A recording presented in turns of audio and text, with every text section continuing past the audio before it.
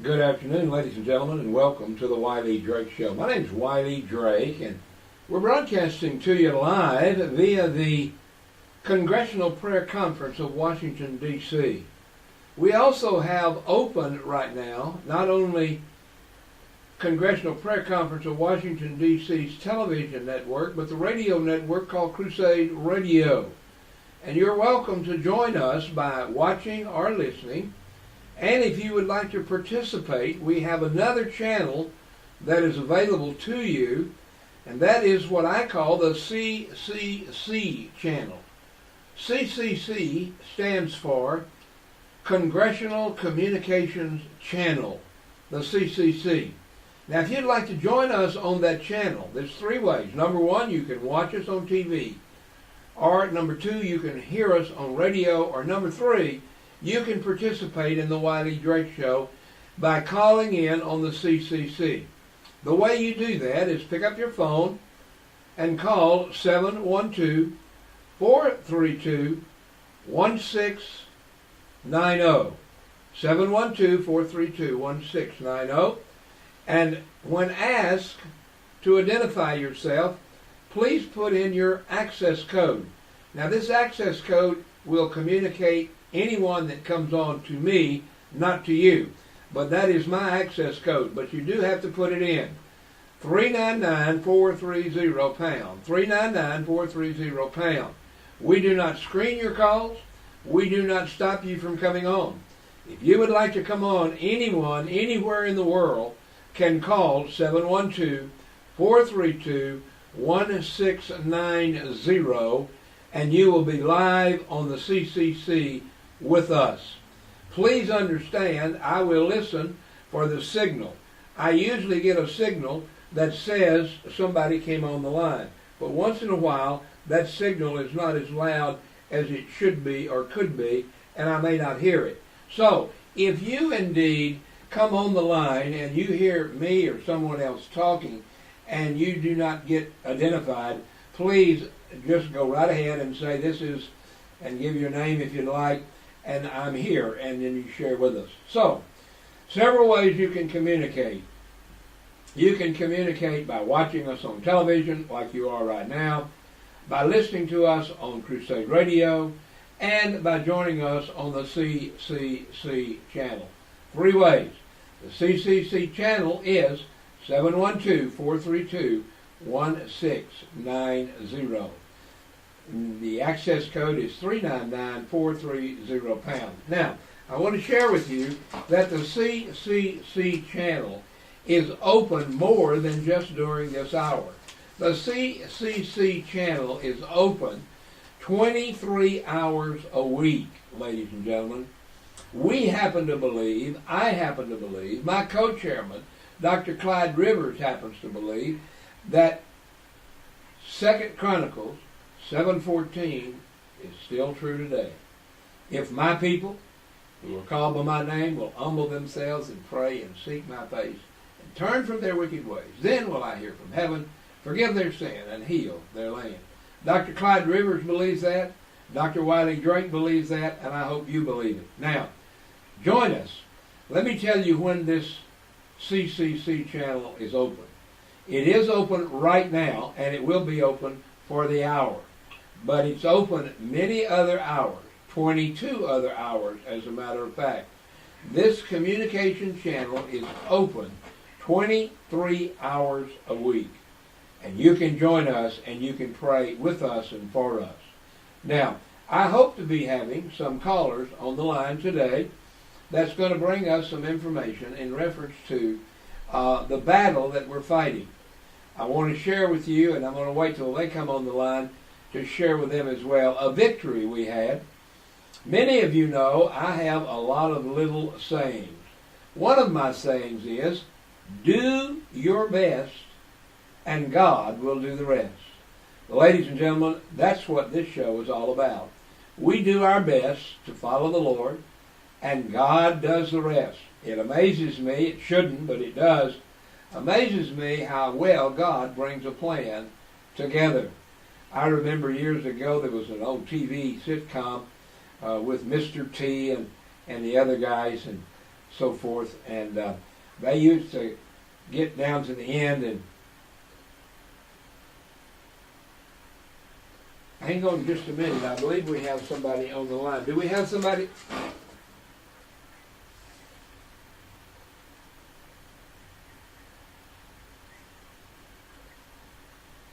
Okay, are you, hello, this is Pastor Wiley. Hello?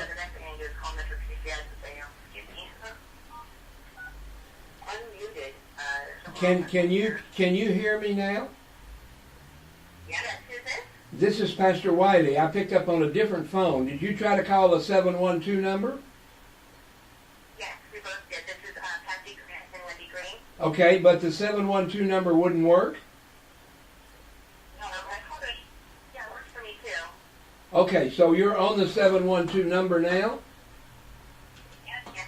Well, hang on just a minute. Some reason or another, it's not coming through on my other phone. Are you there? Are you still there? Well, hang on. Okay. All right, how about now? How about now? Okay, Yeah, all right. Now, can you still hear me? yes, Pastor. Okay, now, all right, you're loud and clear on the CCC channel, the Congressional Communications channel. And ladies and gentlemen, if you'd like to call and ask one of these ladies a question, you're welcome to do so. Call 712-432-1690. Put in your access code 399-430#. Now, I want to share with my audience, with these ladies, we had a great victory today for Jesus and the good guys. In fact, it was Jesus and the good gal. We have a homeless veteran from Iraq that was wounded in Iraq and was suffering from post-traumatic stress syndrome, and the Buena Park Police Department decided to go into their Hitlerian mode of roughing this lady up because they thought she was a druggie, and they ripped her backpack off of her, charged her with a crime. First of all, they gave her a ticket because she didn't have a bicycle license for her bicycle. And she could not have had that because the bicycle didn't belong to her. It belonged to her mother. Her pastor, yours truly, and her mother, we both worked together and recommended therapy for her, this post-traumatic injured Iraqi veteran. We suggested that she ride her bicycle nearby the church here in the parking lot of a small mall for therapeutic reasons. While she was doing that, the Buena Park Police Department said they suspected that she was doing something clandestine. They ripped the backpack from off her body. Two male officers, not a female, but two male officers ripped her bag off her shoulders, threw it on the ground, and said, "Where's your dope?" She said, "I don't have any dope. I don't do dope." And they turned her bag upside down, dumped the contents out, and then they couldn't find anything, of course. And so they issued her a citation for no license for her bicycle. Later, they took that ticket back to the station, so to speak, and they changed it to a misdemeanor, a criminal misdemeanor that carried a $1,000 fine and 6 months in jail. And they took that to court. We went to court, and the judge said, "Why don't you just go buy a license?" Well, first of all, I explained as her pastor to the judge, she could not apply for several reasons for a bike license. First of all, she doesn't own a bicycle. That's her mom's bike. Second of all, she has no address to put on the application because due to post-traumatic stress syndrome and injuries from the war, she is homeless on the street. And the other reason, of course, is that she didn't have the money to pay the city of Buena Park for that license. And yet the judge said, "You just need to go down and get one." In fact, suggested to her that she do something illegal. That was from the judge. And I pointed that out and got a little bit of trouble with the judge, but nonetheless, he set a pre-trial. And the pre-trial was today. That pretrial came up today. Yeah, tell Trish to come on in. That pretrial was set for today. And let me see if I can find that piece of paper. Did she bring her paperwork with her? Because I'm trying to find her paperwork. She's not here yet. When she gets here, ask her if she... Oh, here, never mind, I have it. All right, Trish. Patricia Darty is a young lady. Just send her in when she comes in. But here's what happened. They set a pretrial because she said and we said we were going to fight this thing. And so the pretrial was set for today. Well, I have in my hands a victory statement. It says, motion by the people, that's the court, to dismiss the case in the interest of justice. This was done by Greg Palmer, the deputy city attorney. He is the city attorney that said homeless people were like stray cats. If you feed them, they'll keep coming back. And he said, when he was trying to put me in jail for 5 or 6 years, he said that that's what I was doing, feeding these homeless people, and that's why they came against me. But Patricia Darty is a free woman. She does not have to go back to court. The motion was granted by the judge, and the case is dismissed. So we had a victory today in the Lord. Now, ladies and gentlemen, we're fighting the court. We're going to fight this case even further. The case has been dismissed, but I believe something else needs to be done. We'll talk more about that later. Now, we are fighting the courts all across America. Ladies, I would ask you, if you would, to please identify yourself, if you don't mind, and if you want to remain anonymous, that's okay as well. But tell us who you are, where you're calling from, and then tell us about your case and what's going on in the courts with you. Go ahead, Patsy. Sorry, you want me to go first? Okay, my name is Patsy Grant, and I'm from Ohio. And a little bit about my case is, in 2012, they took my children away. Children's Services said, for me going to the hospital and leaving my children with my mother, which they said was mentally unfit to take care of her. Now, which she was. While I was in the hospital, they came and told me that they were taking my children. And I was under, narcotics, and I was in there for a migraine. And they said that also, when they told me that they were taking my kids, that I stated that I was going to harm myself, which I didn't. It was their way of getting me into a mental hospital for 3 to 6 weeks. So I didn't have any idea what my kids were, nothing about it. They had 2 court hearings without even me knowing. I never signed anything. It was crazy. And when I first got to see my kids, it was like my birthday, it was April of 2012, and they took my kids in March. And I got to see them strictly supervised for like an hour. And they were all separated in different foster care homes and being abused, of course. And then I went on, to see my kids. I've always seen them supervised until they took my rights away from my baby, which was in March of 2014. Well, I haven't seen her. Patsy, let me stop you there just for a moment, if I could, please, just to give our audience a little information. What state are you from? Where are you from? Ohio. Ohio. Okay. Now, how many children have they taken away from you? They've taken 4. 4 children. My goodness. Well, my dear sister, I am very sorry. As a citizen of the United States of America, I apologize, and I'm very sorry for the way our country has treated you as a mother and taken your kids away. Where are the kids now, and how long have they been gone?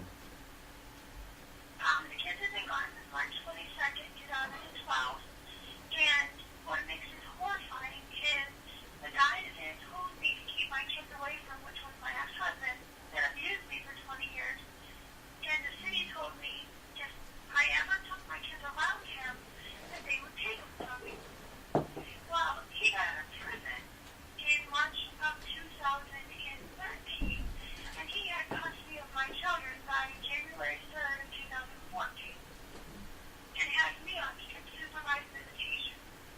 My goodness.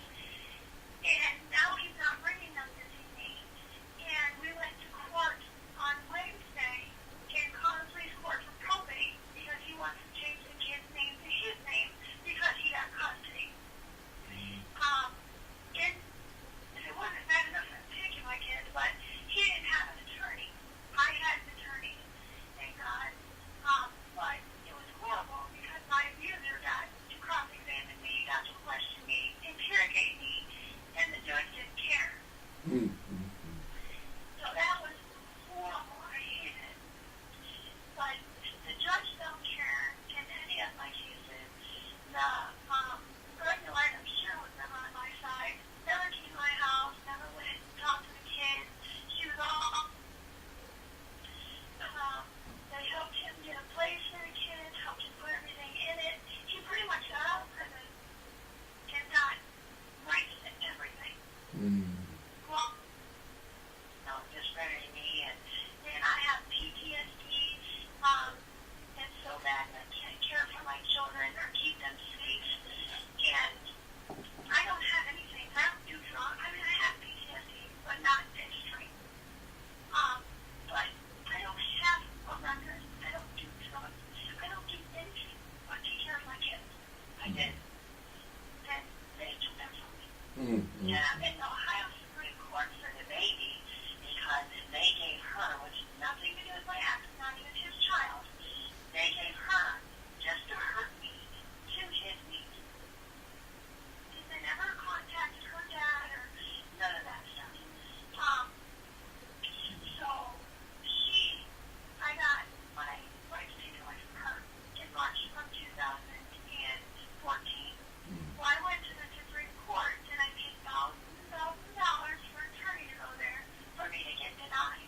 And then recently, last week, I went, pro se by myself. Me and Ashley Brandy, Nevin, but I was on the show before. And I went to Columbus, we waited 4 days, and wrote up a reconsideration and a stay order and to seal the records. I'm still waiting to see if they're even going to give me a chance to be heard. And if they don't, then I'll never see my daughter in my life again. Ladies and gentlemen, we hear these horror stories over and over and over again. Just as my dear friend Nancy Schaefer did back in 2008, 2009, and 2010. And she was revealing these stories to the government in her home state of Georgia. And because she revealed the truth of those kind of stories, like you've just heard, she was brutally murdered along with her husband because they were upsetting the system. You see, those child welfare worker people are vicious and vile. They will lie, they will cheat, they will change records, they change documents, and they will take your kids. And they do it for 2 reasons. Number one, they take them because they want the money, somewhere around $4,000 to $10,000 per child they get when they take your child away from you. And they also sell those children to sex trafficking people and to people who have a lot of money and want to adopt a child and aren't qualified, and so they spend big bucks and work it out so that the Department of Child Protection Services works it out so they indeed can become an adoptive parent. What a tragedy this whole system is. And we hear these stories after stories after stories. And I want to say to Patsy, thank you so much for sharing your story. And we're here to hear your story anytime. And we're here for 2 reasons. Number one, and most important, we are the Congressional Prayer Conference. And so we're here to pray for you and to pray against the system. That's number one. And number 2, we want to bring it to the court of public opinion. We want people to understand and know what's happening. And that's why we're doing these shows.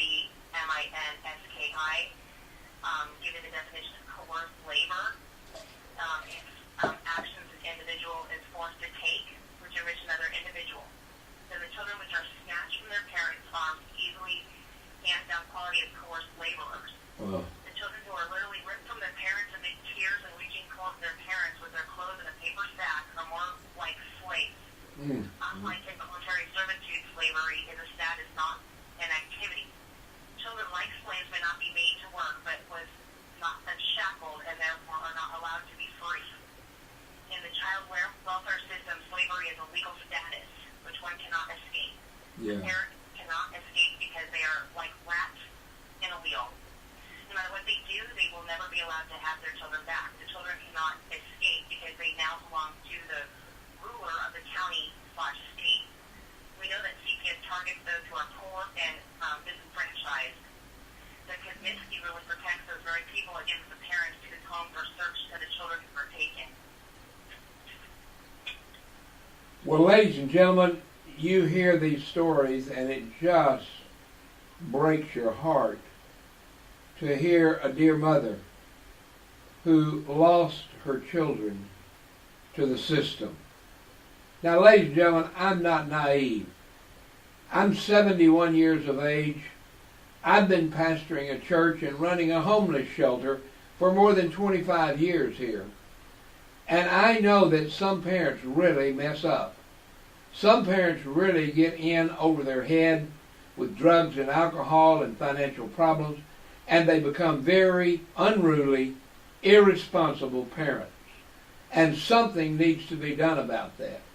But what needs to be done is they need to be brought back to be good parents, not just take their kids away from them and never let them have them back.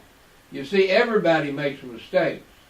Parents, men and women. But we have seen story after story after story where parents would take training classes for homemaking, training classes for children, drug and alcohol training and testing. And they test clean and clear for a long time, and they still don't get their kids back. They get their problems taken care of. And the system originally was to make the parents come around and get their act together so rehabilitation could take place and reconciliation between the parents and children. But the system penalizes. In fact, the Supreme Court, the Ninth Circuit Court of Appeals here in California, said that there is a financial incentive to never give the children back. That's not what I said. That's what the Ninth Circuit Court said. And they're absolutely right. Patsy, thank you for sharing. Anything else you'd like to share? Well, I eventually, Wendy had helped me draft up a letter to the judge in criminal court because my ex has got such a criminal history where he physically abused me, sexually abused me, mentally abused me, any way possible. He's done that, and I've done it in front of my children. He spent more than 16 years in prison out of the 20 years that I've known him. And he's not paying child support, and he failed to give them his current address.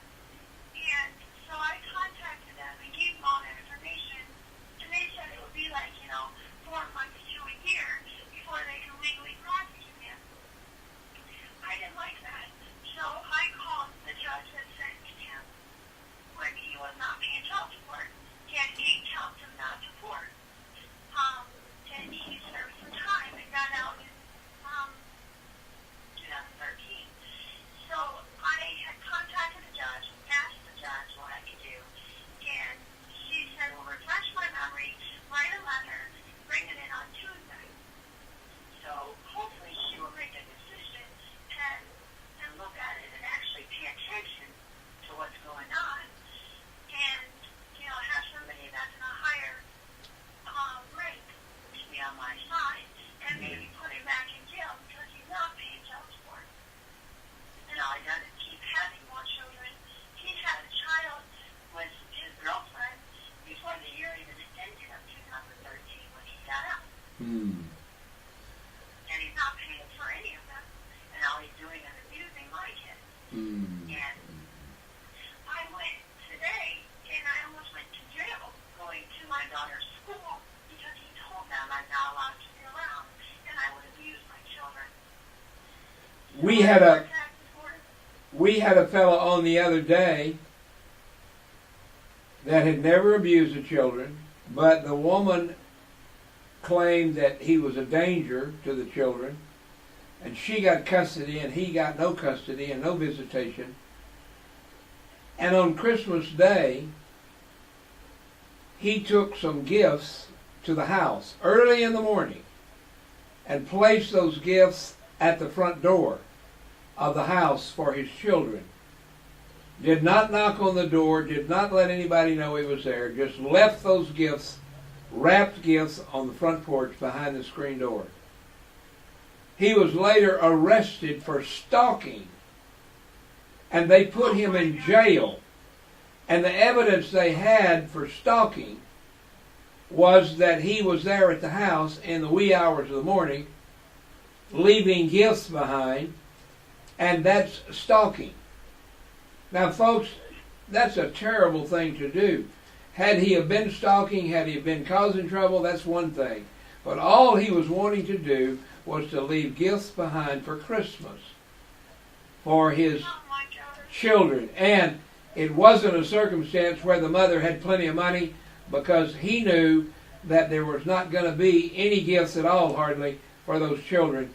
And he took his money and spent his money that he really couldn't afford and bought nice gifts, and she threw them in the trash and called the police and said he was stalking her, and they took her word for it and arrested him. Folks, this system is absolutely messed up. Patsy, thank you. Patsy Grant, ladies and gentlemen. I give her name out for two reasons. Number one, because that's her name. Number two, though, so you can pray. And so we can pray every day. And Patsy, I assure you, we will pray for you every day. And if there's anything else we can do to help you, we can bring attention by coming on the show again. Please don't hesitate to come back. And with that in mind, let me say this. We have another lady on the line with us, and her name is Wendy Green. And Wendy arranged this with Patsy, and today earlier, as the chairman of the Congressional Prayer Conference of Washington, D.C.'s television network, I appointed and asked Wendy to come on board with us as a correspondent for the Congressional Prayer Conference of Washington, D.C. And I was very pleased when she accepted that appointment. And so I have a new correspondent on the ground, what I call boots on the ground and prayer in the air, and she's going to be helping do just exactly what she did today. Now, Wendy, if there's another lady out there like Patsy or someone else, and they would like to get in touch with you, how do they reach you? They can reach me at area code 949. Phone number is 205-8189. Again, 949-205-8189. And right now, for some reason, the keyboard on my touch screen is not working, and so I'm only able to do phone calls at this time. I have to contact my service provider to see what's going on with my phone. Well, we certainly will be praying for you. Lord, we just pray that Wendy would be able to get that keyboard, whatever it needs to be done, Lord, that you can help her to get that done and help her get it straightened out so she can continue to work what she's doing for you and what she's going to do to help me and what she's going to do to help Patsy and people like Patsy. So, Lord, we pray that you'd work that thing out. So, if you want to get in touch with the correspondent for the Congressional Prayer Conference of Washington, D.C., anywhere in the United States, you want to get in touch with her, you call her on 949-205-8189 and talk to her and tell her your story, and she is going to help bring your story to what I call the court of public opinion. Now, folks, you don't have to be a woman. You could be a man. We have as many men almost as we do women that have had their children taken away. And so if you want to talk to my correspondent, Wendy Green, call her at 949-205-8189, and she will arrange for you to come on the program here. She'll give you the phone number and so forth. So call her and let her help you and let us help you. And like I said, two things we'll do for you. Number one, most important, we will pray for you. And number two, we will be your go-between. We will take your case to the people, And we'll let people hear about your story and about the public opinion that should be in this situation. So, Patsy and Wendy, anything else you'd like to share at this time? At this time, Pastor Wiley, I have come to, I have new information. At the present time, 3 children are being held in legal slavery by Jackson County, Georgia, DSCS, they call it out there. And then place them in a foster home, which receives a monthly check for all 3 girls, plus several other foster children. These 3 girls are not free. They're a source of income for a family who lives in Jackson County with an unemployment rate of 10.4%. It is one of the most economically depressed areas in Georgia. This isn't paying strangers to take care of these girls. They should be giving the money to their mother for housing, child care, etc. If they have that kind of money to pay slave owners, then why not the natural mother? Amen. Well, you're absolutely right. Go ahead, I'm sorry. Well, I was just going to say something on top of that. When we were doing Tennessee, like when Randy and I and, Wendy were like trying to help different states every week, and we had found a family that was in Tennessee, and her son was, given back to the mom, and she's still paying child support to the state because the child is listed as being in foster care. As long as she's quiet and still pays child support, then they'll allow her to have her child. And she's so afraid to say something to somebody because she doesn't want to lose her son. Which I completely understand that, but it's totally wrong because they're getting money for the foster care for one, and they're getting money for her paying child support when she's taking care of her own son. Yeah. Well, and the other thing that happens in this money side of it, and it isn't much about the money, for example, if they take a child away from a family and they put that family in a foster care home, they get about $2,000 to $2,500 per month for that child in their system, in their coffers, unless they can declare that that child is a special needs child. And ladies and gentlemen, they do not have to have a doctor's note. They do not have to have anything other than a letter, a piece of paper from a social worker who doesn't even have a college degree, let alone any kind of degree in special needs. All she has to do as a social worker is write a letter that says this child is a special needs child because they have trouble paying attention. And they submit that paper, and now instead of $4,000, they get $5,000 or $6,000 because they're special needs. Now, if a child is special needs, yes, they do need more money, but their special needs to be evaluated by psychiatric workers and medical workers, not just a social worker. In fact, again, the Ninth Circuit Court of Appeals here in California said that the average caseworker in CPS here in California does not have enough education to even qualify as a professional, let alone as a counselor or anything else. Now that's what the court said, folks, not me. But all they have to do. They have complete immunity. They have complete immunity, yes. That's right. They have complete immunity, and they have so much control. And most of these social workers that they want to call themselves, they don't even have children. That's what you're like. You don't even have a child. How are you going to tell me how to raise my child or what I'm doing wrong? You don't even have a child.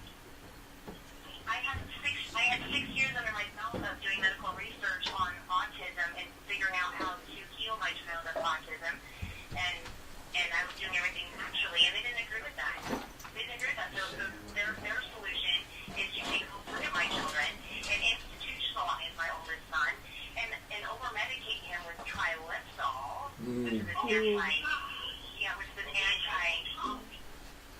exactly. Not only is he not getting the dose, they are giving him 1,600 milligrams. This is one of the JD 220. Abilify and Meditate, which is a time-release Ritalin. And they also are giving him, I'm looking for the GB220 right now, but he basically is taking about 20 pills a day. Oh my Oh gosh. my gosh, how old is he? He's 14, and they started doing him at 12. That's okay. That's terrible. You know, here at the church where I pastor and at the shelter where I'm at, we find quite often people are homeless because of abuse of psychotropic medications. And when we work with them and deal with them and get them off the psychotropic medications, quite often we find out they didn't get on those on their own. They were in the system. That is, a doctor said, you have to take these. And they didn't want to take them, but they did. They made them take them, and then they became very addicted to the psychotropic medication. And that's the system, folks.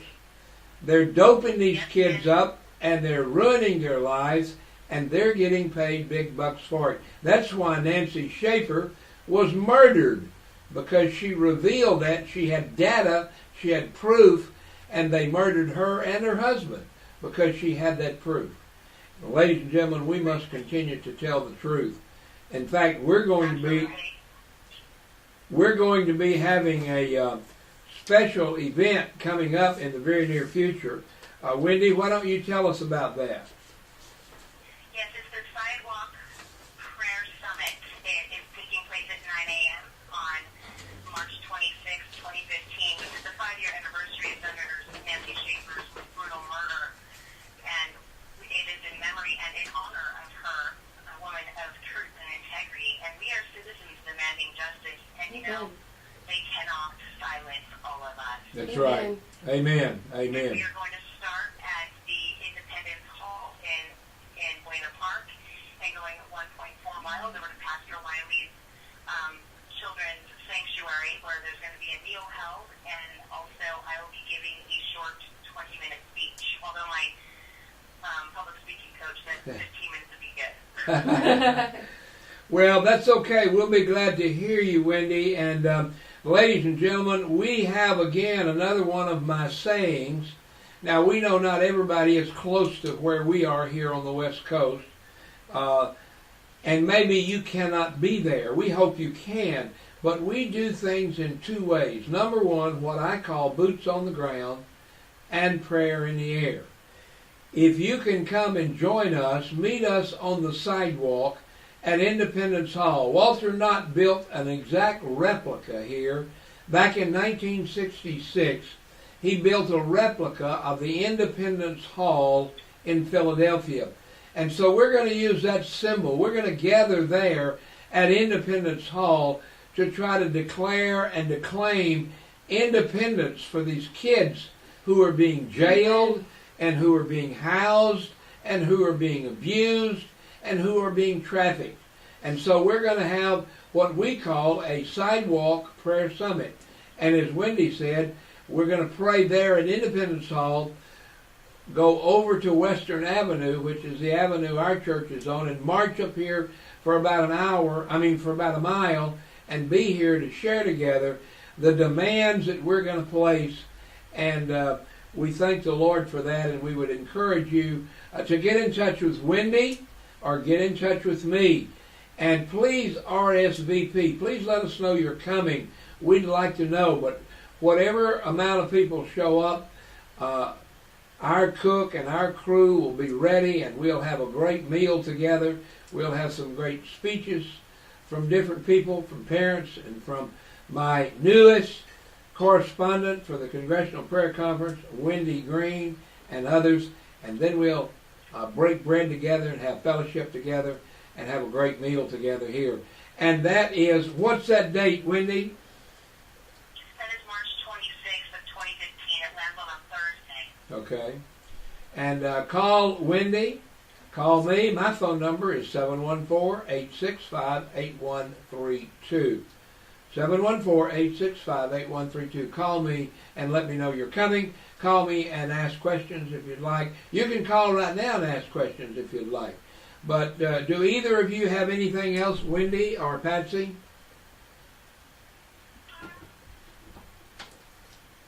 All right, I tell you what we're going to do. We're going to shift gears just a little bit. You two ladies, be sure and stay here with us. Stay on the line with us. But I'm going to shift the camera off me onto a lady that I was talking about a little while ago, and that is Patricia Daugherty, who is the lady that the city of Buena Park decided they were going to railroad, and they tried. And so there you can see Patricia on camera. Mom is here. Come on in, Mom. Mom. And you're mom and daughter, so you can sit together. And you're on camera, but you're going to have to get down a little lower so we don't chop your head off. Scoot over there and let her grab a corner of that chair, if you would, please. And we'll do double. Oh, okay. they'll be on the video. You'll be able to see them later when you watch the show. Right now, all you're getting is audio, unless you're watching on the computer. But you'll be able to see it later. And we're gonna go by age. We're gonna have the eldest of the two ladies here introduce herself first. So Brenda, look at the camera. Tell us who you are. Okay, first of all, why do they always have to be the mom? No, I'm just kidding. Sometimes she acts older than me, that's why I'm saying. I'm Brenda Daugherty, and I am the mother of Patricia Johnson, and I'm, 52 years old? Now, 52. folks, you'll notice I said she was older. I didn't ask her how old she was. I know better than that. I know better than to ask that question of women. Yeah, actually, I'm very proud of my age. So I'm sorry I'm a little bit out of it right now because I've had the flu, so I hope. All right. Spreading it around. Let us go then to the lady of the hour. Patricia was the one that I said.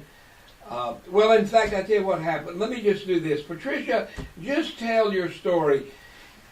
Let me start it, and then you finish the story, okay? Okay. The start of the story was, ladies and gentlemen, I, her pastor, and her mother that you just met, recommended therapy for this Iraqi veteran that was wounded, and we recommended therapy that we thought was very simple. It wasn't psychotropic drugs. Nope. It wasn't anything other than a little old-fashioned exercise on a bicycle. And it's made me so much happier, honestly. And I thought that was good therapy, and Brenda thought it was good therapy, her mother. And so one night, rather because she has trouble seeing because of her injuries in the war, and trouble hearing because of her injuries in the war, we recommended that she not ride in the street. In fact, I own a bicycle, I don't ride in the street. I won't do it. Because it's dangerous. So we recommended she ride in the little shopping center area close to our church and shelter. But because we have homeless people here, they assumed that she was wandering around up to no good. Yeah. Now, Patricia, tell us what happened on your bike ride. Well, I started in the front of Trico, which is by a Foster Freeze, and I went down this alleyway, which is my normal routine. But my glasses were broken, and without my glasses, I see in double. I have more damage to my right eye, so it makes it really hard for me to see without them. And I was trying to attempt to go bike riding anyways. And I started going down this dark alleyway, and I realized about halfway through that it was getting too dark and I couldn't see. And so I turned around, naturally. And I just got surrounded by cops as soon as I turned around. Now, they would probably tell us, and I'm not speaking for them, but they would probably tell us that she was doing something suspicious. You're correct. And that may be true, but why was she doing a suspicious activity? Going down in the dark, turning around and coming out. It's because, ladies and gentlemen, she was injured in Iraq in her eyes, in her ears, and on her leg. Yeah, so tell us what happened from that point. They stopped you, and yes, what did they say? The first officer, basically started bombarding me with questions and asked me why I was being so suspicious. And I explained to him, sir, I, have a brain injury, so I can't see very well right now, and I was heading down this alleyway, and I just wanted to turn around and come back to safety, and I figured that was going to be it, problem solved. I'm not, a criminal, so I'll just be on my way, but the officer proceeded to rip my backpack off of my back. Now, let me stop you there just for a minute, because you were carrying a backpack with your stuff in it. Yes, that's And- the only possessions that I have, actually. And because you're homeless, and Correct. so you had a fairly decent-sized backpack on you. Now, did they say, please take the backpack off? What did they do? They grabbed it off of my back. They ripped it off of my back. They literally ripped it off your back. Now, this is a male officer Yes. putting his hands all over you to take that bag off your body.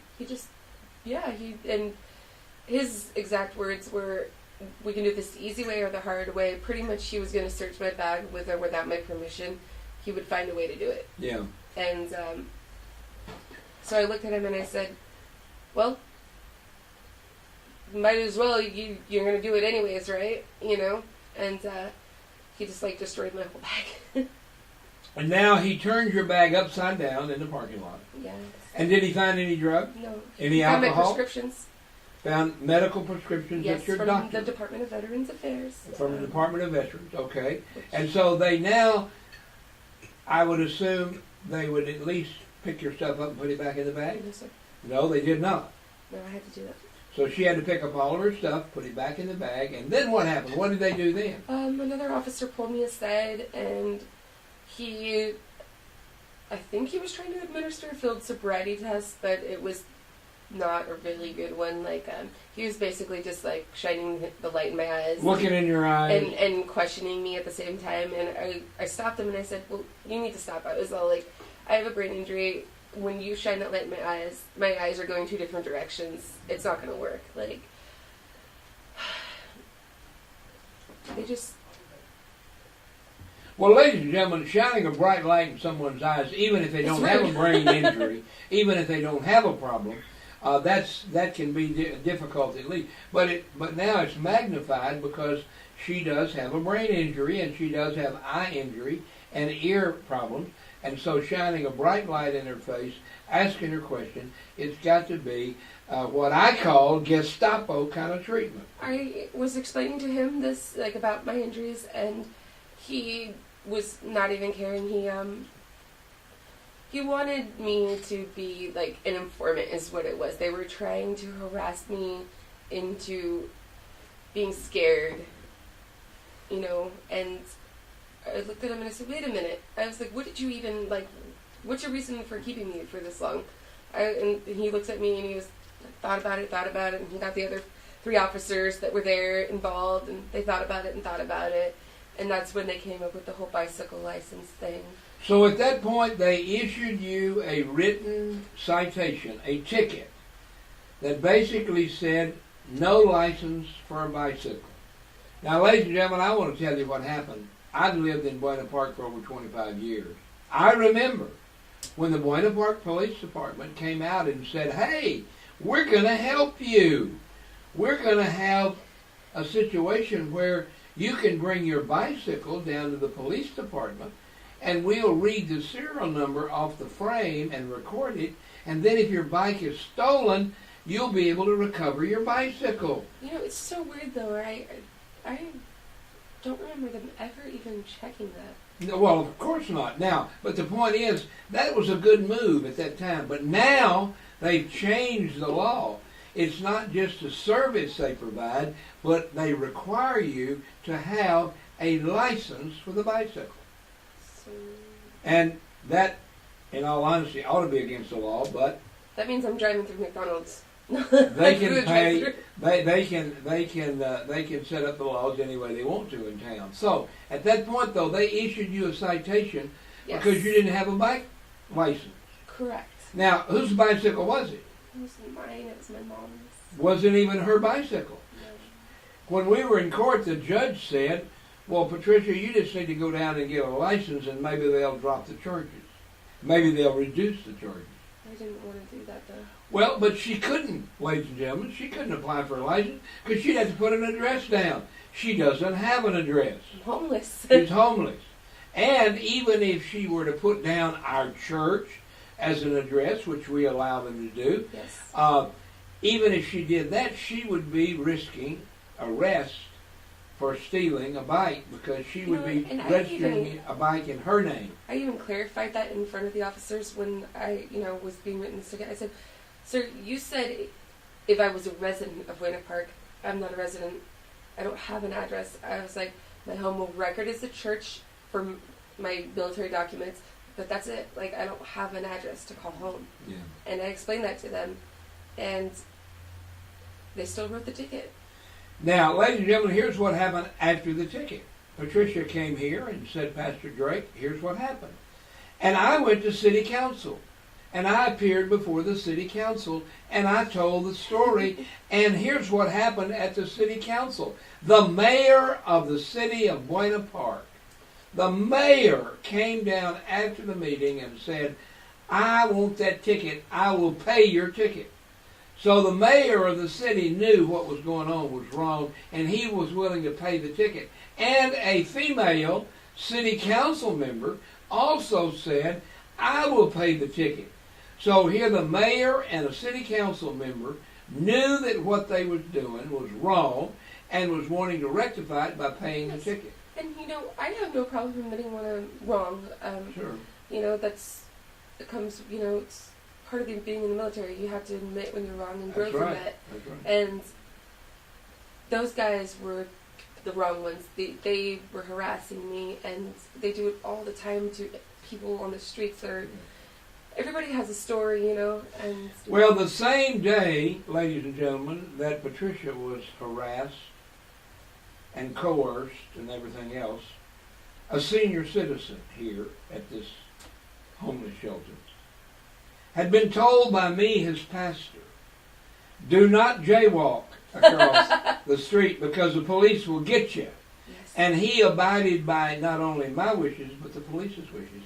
And even though he was old and senile, he walked all the way down to the corner to cross the street. And he pushed the button, and it said walk. And he stepped into the street to walk across. 15 seconds later, the sign said, "Don't walk," which is, I timed it. It takes 15 seconds. Now, the police told me that once you step into the street, it says walk, and you do that. If it says don't walk, you can still go across. And that's exactly what he did. But one of Buena Park's finest Gestapos gave him a ticket for not going on walk, but going on don't walk. Oh, my goodness. And so that, why would they give him a ticket? They're not supposed to, even by their own rules. Even what the chief told me. According to their finest people that we have serving for us, they can do what they want. That's what they told me. We hear all the time policemen telling people, "It'll be my word against yours." Yep. And I can do anything I damn well please. As soon as the cuffs are on, you're mine. That's right. That's right. We hear that all the time. That's scary. Well, ladies and gentlemen, we are pleased to say that we went to court and the judge tried to talk Patricia out of fighting it. Uh-huh. And Patricia said, "No, I'm going to fight." And so the judge said, "Okay, Should have seen the look on his eyes. I'm going to set a pretrial hearing." And he set a pretrial hearing for today's date. Yes. We go to court today, and her name is not on the docket. She is not supposed to be in court all of a sudden. Now, they didn't have the courtesy to call her up or to tell her, "Here she is homeless. I got to ride a bus or get a ride to the courthouse." They didn't have the courtesy to call her up and say, "Hey, you don't have to come." She just showed up there, and they said, "You're not supposed to be here today," even though she had a document that said she was supposed to be.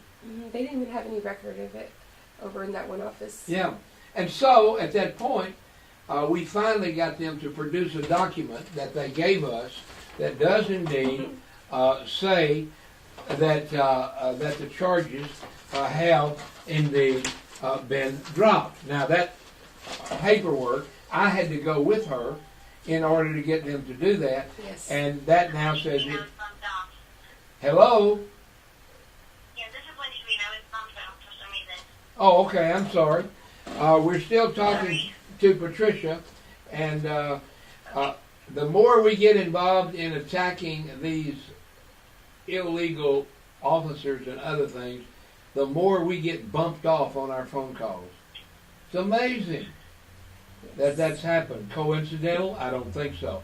But anyway, it says the motion by the people to dismiss the case in the interest of justice. Now, the people were represented by Greg Palmer, Deputy Chief Attorney, City Attorney. When they took me to court, Mr. Palmer told a story. You see, they had me in court because I would not kick the homeless people out of the church. And I said no, and they charged me with that. And Mr. Palmer told the story, and he said, homeless people are like stray cats. If you feed them, they'll keep coming back. And that's what Pastor Drake is doing. And therefore, I want you to find him guilty because he is feeding these stray cats. Somebody listening to this program ought to call up the city of Buena Park and complain about Greg Palmer's calling homeless people stray cats. Greg Palmer's own wife said, why don't you quit picking on that poor pastor? It's so funny because I don't feel like a cat. I turned into a soldier. I don't know about that, you know. I think I did all right for being a homeless person, you know. For being a homeless person, she did pretty good in Iraq and lived through an Iraqi battle there. Well, Wendy, anything else you'd like to share at this point?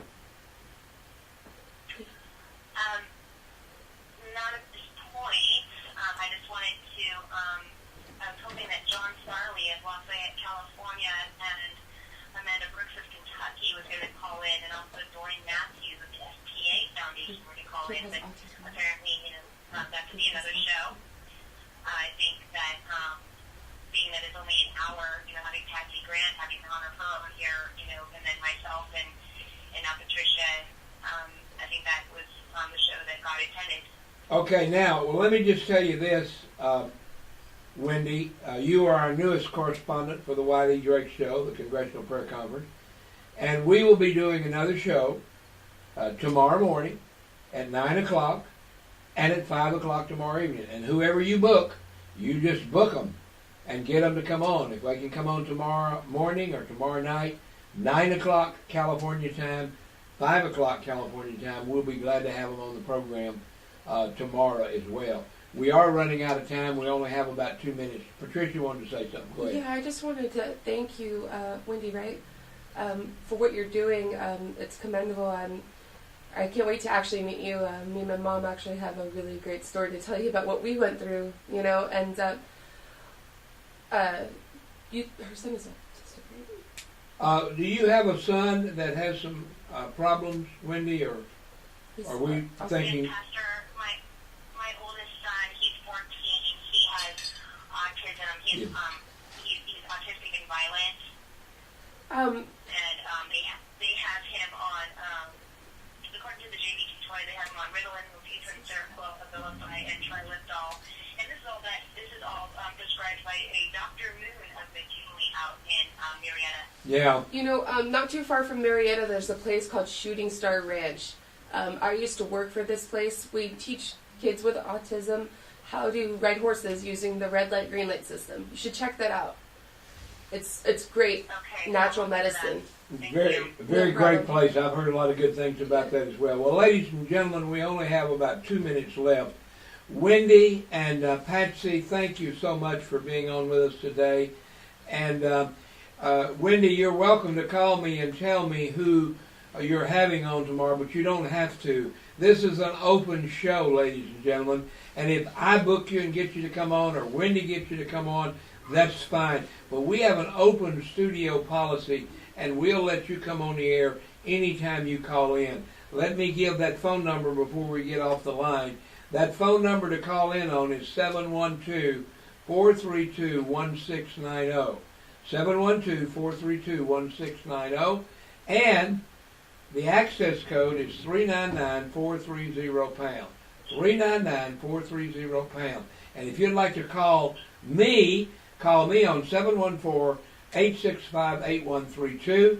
If you want to call Wendy and talk to her about coming on ahead of time, call her at 949-205-8189, and we'll be more than happy to have you come on the show and tell your story about what has happened to you, so we'll know how to pray for you, and so we'll know what to take before the court of public opinion. And Pastor, I just wanted to say one more thing. If there's a veteran out there that needs somebody to go with them, to stand beside them, if they're afraid and they need somebody to walk that walk with them, I'm here for you. All right, ladies and gentlemen, you have two veterans here saying the same thing. Yeah. Patricia will be glad to go to court with you. Patricia will be glad to walk that walk. And I, too, I went to Vietnam. I suffered from post-traumatic stress syndrome. I had post-traumatic stress syndrome before they knew what it even was. But I go back to the 60s.